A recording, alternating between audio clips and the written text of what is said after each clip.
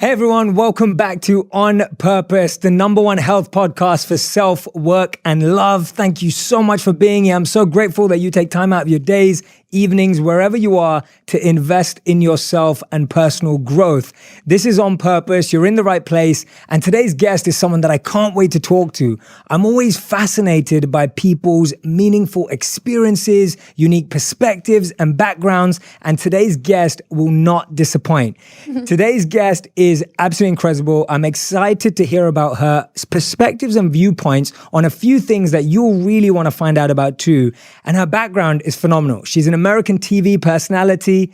She's a New York Times best-selling author. She's an executive producer, a businesswoman, and an actress. Her name is Lala Anthony. Lala, thank you so much for doing this. I am so happy to be here. Thank you so much for having me. Well, no, thank you. This is exciting. I know, and I'm so grateful because we literally got introduced to each other recently. I know. And we're making this happen already. I know, but I feel like we've known each other forever. We're just like, hey, it's a great connection and a great feeling, and I'm happy to be here. Absolutely. And I'm just warning the audience, we were just about to get under a cover and go to sleep because it's very zen in this room. It's so zen in here. It's so zen. I was like, I just need a robe and a blanket.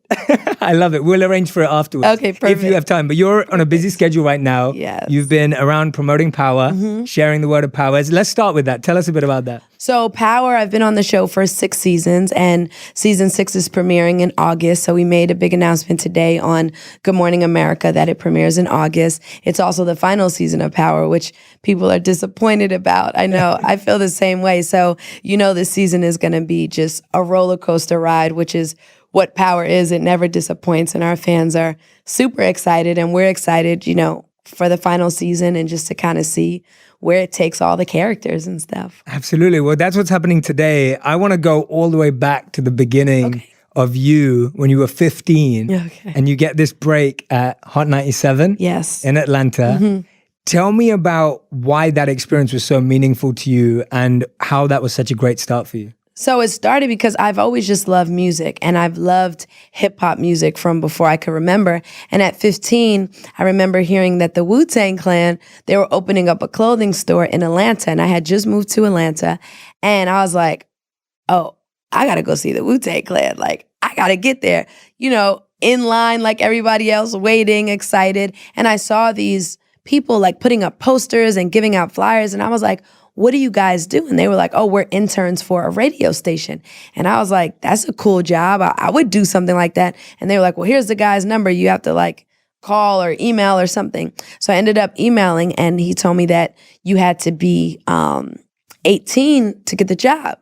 So I went back to the hood, got a fake ID, said I was 18, and got the job as an intern. And that's kind of what started my career in radio, TV, acting, producing, film. But it all started with, my love of music, my love of hip hop. So I'm always just so gracious to music in general because that's how my career started. I love that. Kids, go get a fake ID if you're too young to get a job. No, I love that. But sometimes what it takes is just that passion, that persistence. Exactly. You weren't going to take no for an answer. I wasn't going to take no for an answer. And I wasn't going to let 2 or 3 years get in my way. So I was like, no, I'm doing this. And it worked. And eventually I was honest and told the truth. But by then I had proven myself as a hard worker and dedicated and, secured the job. And also at that time at the radio station, Ludacris was an intern as well. He was going by the name of Chris Lova. And he had been there, a bit before me, and we hit it off and we started a radio show together. But it's incredible when I sit back now and just see how far his journey has come. And then along with mine, like he used to just talk about, I'm going to be this famous rapper one day. People are going to buy my album. I'm going to be an actor. I'm going to do all these things. And to actually see how you can manifest something just by believing it and saying it, and then it really happens, is just such a fascinating thing to watch. I love that. And what's the difference that you've seen now that you're saying tracking your career, even Ludacris, who you worked with?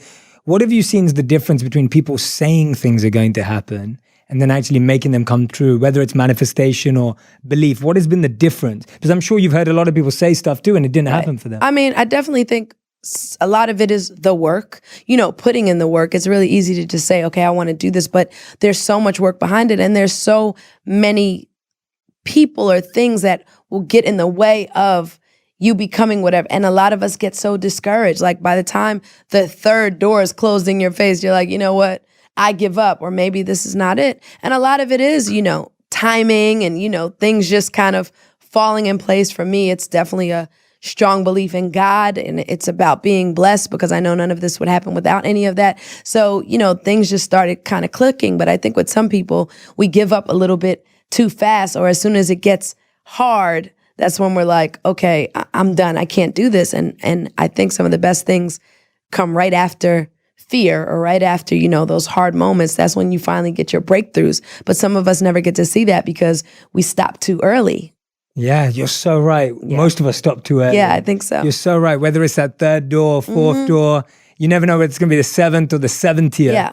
But you got to keep going. What's been the fuel in your life that's like kept you pushing in those moments? So I'm super competitive. So I'm just like, no one's going to tell me no. I'm going to do this no matter what. And I have felt the way we just talked about when it comes to my acting career, because for so long it's like, okay, Lala from MTV, or Lala the radio host. And when I wanted to transition into acting, I just felt like I wasn't being taken seriously because I was looked at all these other things. And I always talk to people about not allowing yourself to be put in a box, because people would love to put you in a box. Okay, you're, the host of this, that's all you can do. You are on the radio, that's all you can do. And I'm like, I don't understand that. Like, I'm in acting class. I'm taking it seriously. I have a passion for it. Why can't I do that as well?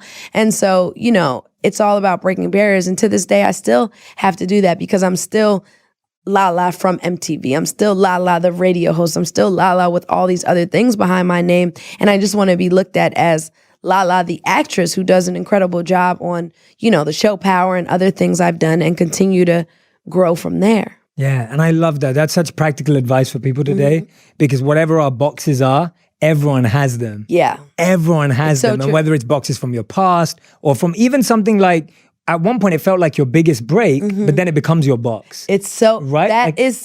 That is true. And that's how I felt with MTV. Like, I have such a respect for MTV, and it did so much for my career. And at that point I was like, I'm an MTV VJ. Like, when I was a VJ, I was, 19 years old, and that's what everyone wanted to do. That was when they were like searching the whole country to hire a VJ, and I became one. And I remember it being like the biggest thing. And then as I was exiting from MTV, it became the box, because then it was just like, you're a VJ. That's all you can do. You can do nothing else. And I just had to continue to fight through that. And I'm glad that I didn't give up, because there were many times where I was like, started believing, well, maybe that is all that I can do. And maybe after MTV, that was it. Like, I reached my peak and it was great, and that's all that's in store for me. But I had to believe that there was more and kind of push through that. Yeah, I love that. I personally find that so inspiring, especially because you've done it. Yeah. Like, now when I'm hearing you say it and you've done that, and you've broken out, and I was sharing earlier, you've been a New York Times bestselling author. Like, you've written 2 books. Two, right? Yeah. Yes. Two huge books. You've been out there. You're an actress. You're an executive producer now. Like, I feel like you've really done that. And so for anyone who's listening right now, just don't buy into the box. Don't buy into Don't buy into the box that people keep putting you into. Don't buy into the box. I'm always talking about that, and it's so important. You can do more than one thing and actually be great at it. Like, who's to say you can only do this and only do that? Like, there's no such thing, and there's no rules in life. There's just no rules to any of this. We make our own rules, and that's what we have to continue to remind ourselves of. Did you find, though, that when you were doing that and building it, you were like mastering one thing and then building the next? Is that kind of how it went? For me, I would find, like, I always said, when it started feeling like a job, I knew I was ready for the next thing. When it started feeling like, okay, I got to do this again today, and I wasn't enjoying it as much, that was my trigger to say, okay, well, what's next? So for me, starting in radio, okay, what's next? TV, that seems like the transition. Okay, now I'm on TV, I'm a host, what's next? Okay, acting, that seems like the next transition. Okay, what's next? Producing, writing, whatever. So I would just know when it started feeling like a job and I was losing my excitement for it. So now I'm in a place where I'm super excited about acting. I'm super excited about producing and my clothing line and, writing another book and creating my own content. So that's what all my energy is going into, right now. Absolutely. Is this part of your clothing line? No, I wish it was. It's a denim clothing line that's available pretty much everywhere. So shout out to everybody that supports that. We're doing really well in the denim space. Yeah, no, I love that. I think that's such a powerful lesson to share because I think so many of us have passions, have desires, and we're like, oh, but I haven't studied that, or I never learned that, or I don't know anyone who's done that. And so when people see like people like yourself, then they can break out. But tell me one life lesson or career tip that you learned from each industry, because I think there are very few people in the world that you can sit with who've done a lot of different things successfully and at a high level. So tell me one thing that you learned from, let's say, radio. Let's start there. What was one thing that radio taught you? So radio taught me to be confident in my personality, because radio, no one sees you. So you have to lead with your personality, which is your voice and what you're talking about. You have to draw people in with that. There's no antics of, let me show my face, let me do this. This was before, podcasts that are being recorded and all this stuff. You were just in a radio station and people didn't have a clue how you look. So it was all about what you were projecting on those airwaves and how you draw them in. And that's where I think I gained my confidence in believing in myself and feeling like my personality was enough, because that's what was driving people to listen to my show. So that's what I learned from radio. Okay, awesome. Tell us what you learned from being an actress. From being an actress, I just learned that you can't fake it. Like, you have to really take it seriously. And I'm still in classes, and I'm always asking questions about acting and learning more. An actor's job is never done. Like, you never know everything. And then probably in most things, but like in radio, I got to a point where I knew a lot. I knew how to work the board. I knew how to do the breaks. I kind of had it all figured out. There wasn't too much that I couldn't do. But in acting, every character is different. So you never get to a point where you're like, oh, I've mastered this thing. I can do it all. I mean, even my character on Power changes so much that it becomes so challenging for me to go through all her transitions and changes. So you have to be disciplined. You have to take it seriously. And an actor's work is never done. I mean, I'm in acting class with some amazing actors that you're like, you don't need to be in acting class. And it's like, no, you constantly have to work on your craft and sharpen your skill. And that's what I learned for acting. It's definitely been the tougher of my career choices. Absolutely. No, it doesn't sound easy at all. And this one's going to be interesting because I'm writing my first book right now. Okay. So I was going to ask you, what did you learn from writing 2 big books? So I would definitely say the books, I learned that the books became like therapy for me. It became my own therapy session because I was able to just talk about feelings and emotions that maybe I had never talked about before, things that I had kept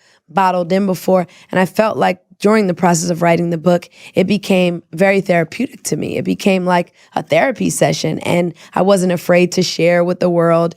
And it worked. It worked. You know, people really seem to like the books, but I think for anyone writing a book, and including yourself, people appreciate honesty. They appreciate authenticity. They appreciate that we all have flaws. Like, none of us are perfect, and I didn't want to paint this perfect picture because I'm not perfect. And I think people really related to that. Yeah, and I love that about you. I've really loved that when we were prepping for this interview and my team and I were getting together. One of the things I do love about you is that you're so raw and open and authentic. Thank you. And even today when you walked into the room, like, I felt your energy. I was like, this is so nice, like when you're meeting someone for the first time, even though you do feel like, I feel like I've known you too. Right. But it's like, that's such a comforting feeling. And I think you really give that to people. Thank you. And you give that to people through all your work. Thank you. Even when I see you in movies, I'm like, oh, she could be my friend. Like, Thank and it's you. like, Thank you. You're a friend of the main character. Then you're like, I'm just like, oh, she could be my friend. And I think that's a very unique talent. I appreciate you saying that. And I do appreciate that. And I found that in this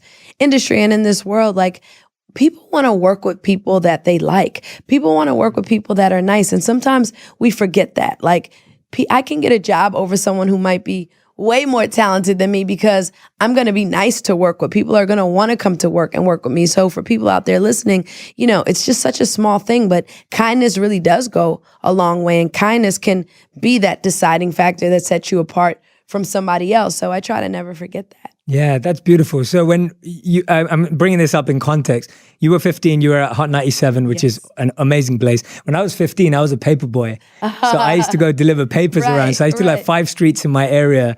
I used to put my headphones on, and the only person I'd listen to at that time was 50 Cent. Oh my And so, God. I would sit just there. left him. He was at Good Morning America. Oh, no way. with us. Yeah. And so I'd put the headphones on, and it was the Get Rich or Die Trying That's album. so funny. And I would sit there, and I would know every word, and I would go and deliver my papers listening to 50 Cent. What's he like to work with? Oh, he's amazing. I've known him since the radio and MTV days. So this is you're talking almost 15-year relationship now, of knowing each other. And he's so talented. I knew about the show before it came into existence, and he talked about it and how big it was going to be, and everything he said came to fruition. And that's another example of speaking it, believing it, and doing the hard work behind it and seeing it happen. So I'm always super grateful to him for believing in me and giving me an opportunity, because it's been great. It's been really great. That's awesome. It's so nice for us to see, powerhouses coming together, people collaborating. I think it's such an important message for people everywhere. Yeah. When they see people coming together, doing things together, rather than like we're all on our own islands and our own towers. Right. And we don't kind of see each other. Yeah. But,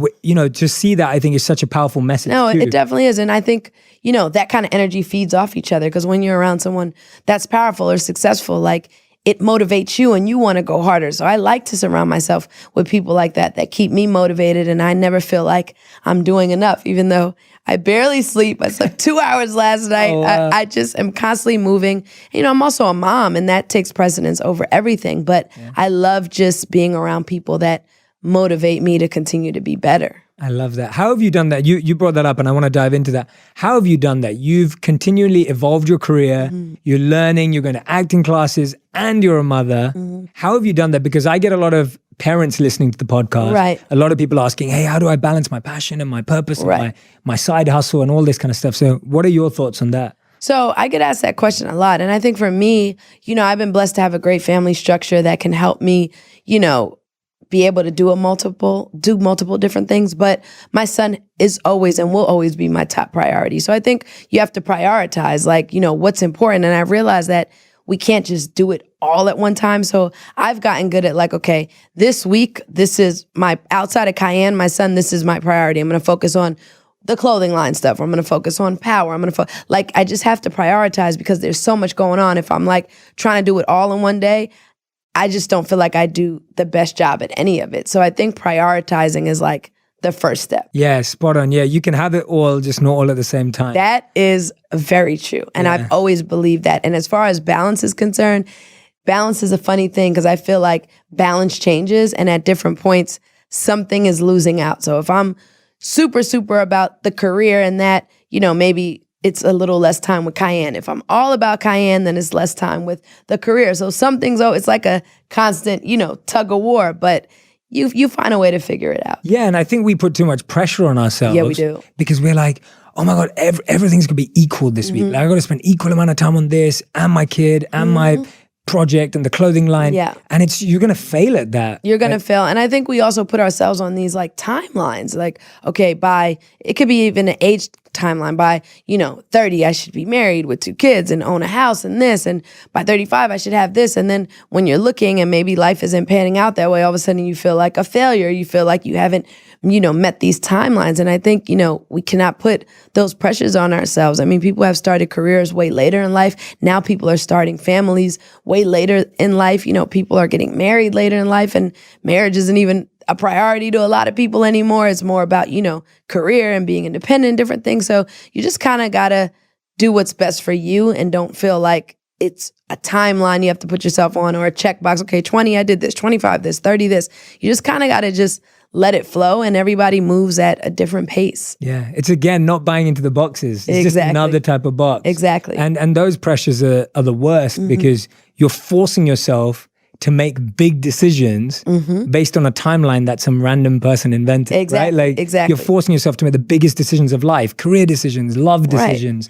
having children decisions. Right. And the world has changed the world continues to change over the years. So a timeline that might have made sense 10 years ago now doesn't make sense. We have social media now. We have different access to different things. So people are just moving differently than even 10 years ago, even 5 years ago. So it constantly changes. So these timelines are so out of date to me now. You just got to kind of, again, I think it's important to encourage people to move at their own pace. Yeah, I love that. That's beautiful. I've made so many videos on that subject, because it's so, so prevalent in society where everyone's defining their lives based on others' timelines.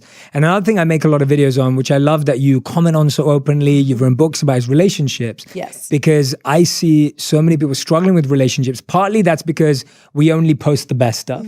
We only post the stuff that looks nice. And therefore, when we look at everyone else on Instagram, it looks like everyone's in love. And I'm the having only... the best time. Yeah, and I'm the only one that's like in a fucked themselves. Yeah, in a messed up situation. Yeah, exactly. Like that's how we feel. Like we Right. feel like, oh, I'm the only one who's like struggling or not in love or not with someone or whatever it may be.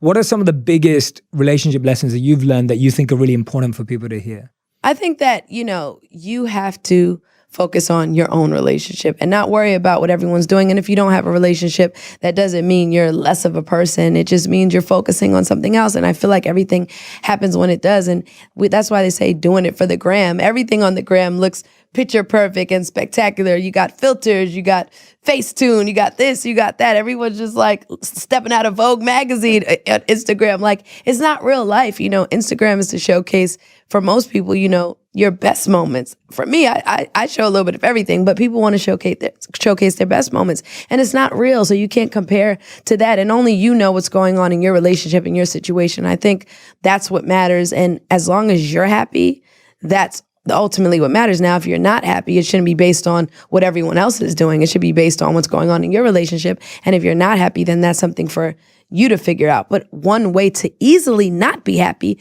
is to be constantly comparing yourself to another relationship that you see on Instagram. And you don't even know what's going on. It takes 1 second to smile for a picture or put your arm around me, Jay. Let's act like we're so in love. And as soon as they say stuff like, I hate you, and like, you don't know what's going on behind the scenes. So never compare yourself or feel like, I have a lot of friends too that will tell their partners like, I wish you were more like so-and-so, or I wish you acted more like so-and-so based on a social media picture or, just what they see on Instagram. I think that's a little unfair. And I'm not saying everyone's unhappy. You do have people that are in amazing relationships and posting and just living this blissful life and, more power to them. But that's not across the board. That's not everybody. Yeah, no, I think that's a great principle, never to compare what you have going on to anyone else because you don't even know the story. Exactly. You're only seeing 1% of it. Exactly. So there's no point of starting there. Absolutely. And another thing that I get a lot of my audience reaching out about is breakups. So many people going through breakups. It's kind of like they feel like it consumes their whole life.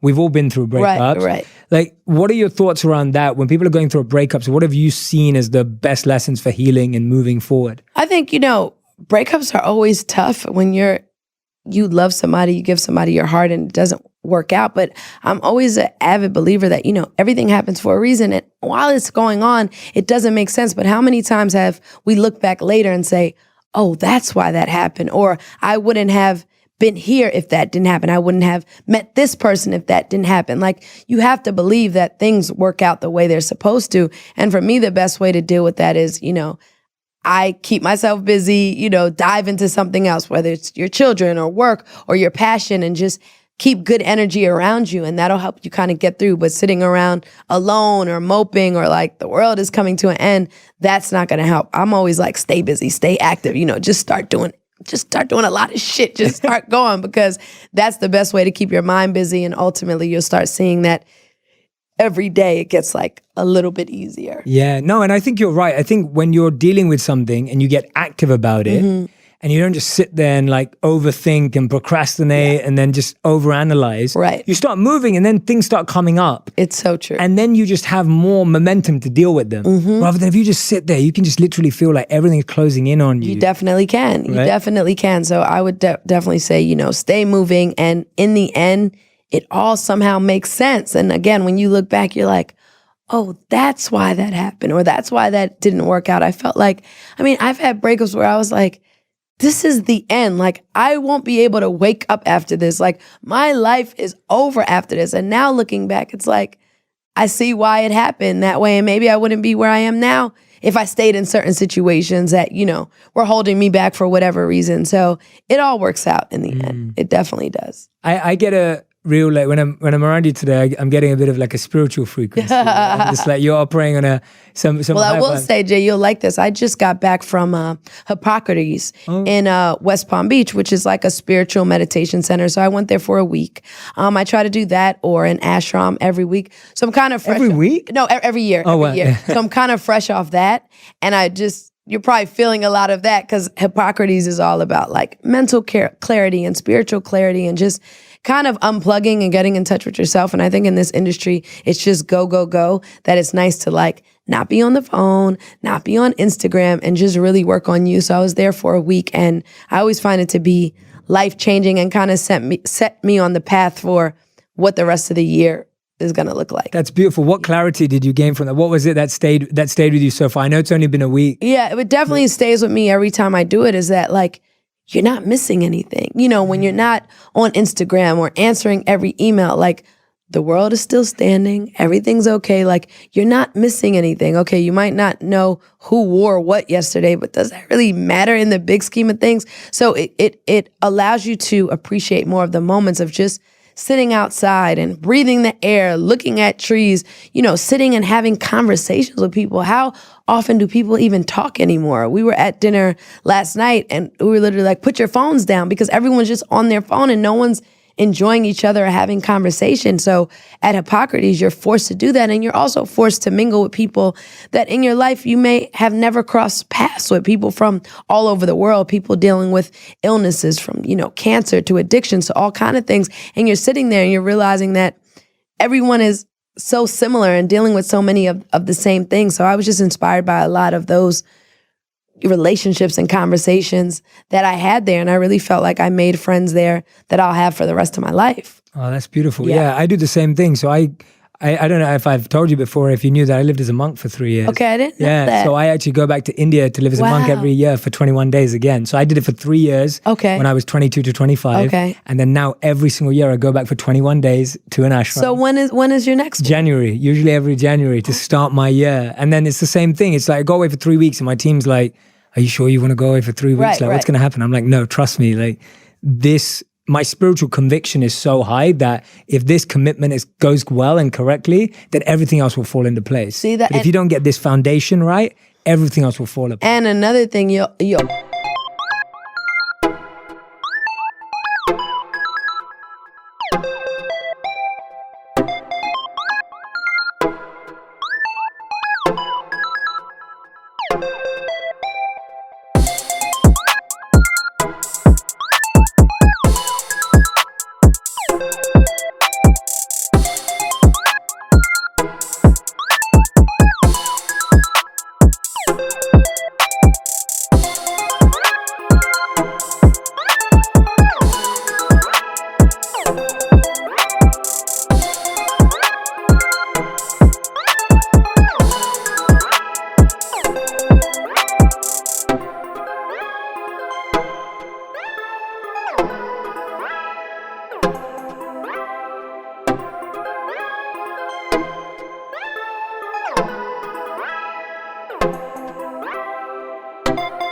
always find that it never feels like the right time. No. You can always talk yourself out of it. It's another podcast, another movie, another this, and it's like, now's not the right time. But if you don't put your foot down and make it the right time, it's never going to be the right time, because I can always find more work to do. I can always find more to put on Cayenne's schedule. I can always find more, but I had to just stop and say, I'm taking this week for myself to unplug and just do what I need to do. And I even felt like a week wasn't even enough. Usually at Hippocrates, it's the same thing as a 3-week program. Right. I couldn't do the 3 weeks, but when I was there, I could see how people easily do the 3 weeks. Like you feel like you need that. Yeah, absolutely. Yeah. And whenever I've done that, I've always realized that even if I've missed out on big things, when I come back, better things come to me. Yeah, for sure. And I've noticed that every time, and I'm not just saying that as a cliche, it's real. Like every time I go there, I make that commitment. I know I'm missing out on a few things, but as soon as I come back, better doors open up. Right. And that is so cool that you do that. We got to talk more about that. You see my eyes. I'm like, I'm into that. I'm like, do you ever take someone with you? I'm like, I want some details on that. Yeah, exactly. Really cool. Yeah, we should go together. I used to do retreats to India every year. Wow. And take people, because I wanted people to have the same experience of disconnecting, being somewhere where you're not familiar with. And when you go somewhere where you don't know anyone and no one knows you, the growth is just incredible. And that's how I felt at Hippocrates. Like no one knew who I was. I was just like everyone else and just connecting. And it was so cool. It was about the last day that people started to like, wait, are you? But up until then, it was just like, just learning people and being my authentic self and not like feeling like I had to be on per se. And that was just such an incredible experience. Awesome. So we've got our final 5 questions that we do on every episode. Okay. These are our rapid fire. So you can either answer with 1 word, 3 words, or 1 sentence. Like that's it. No more than that. Okay. I'm giving you the barriers because sometimes guests like to share more. Okay. So the first question I'm going to ask you is, what feels like your biggest accomplishment so far? My son. Oh, that's beautiful. I love that. Okay. Next question. What's the first thing you do when you wake up? Thank God. Nice. For another day. Awesome. What's the last thing you do before you go to bed? Thank God for another day. Love it. That's beautiful. What is a...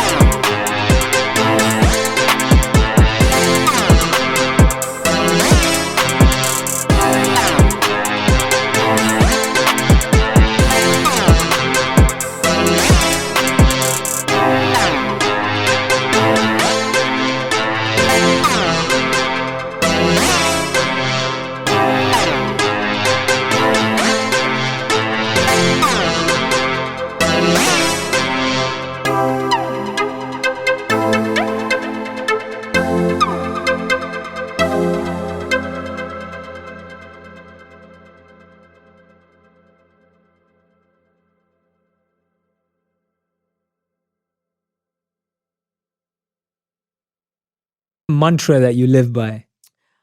Love yourself from the inside out.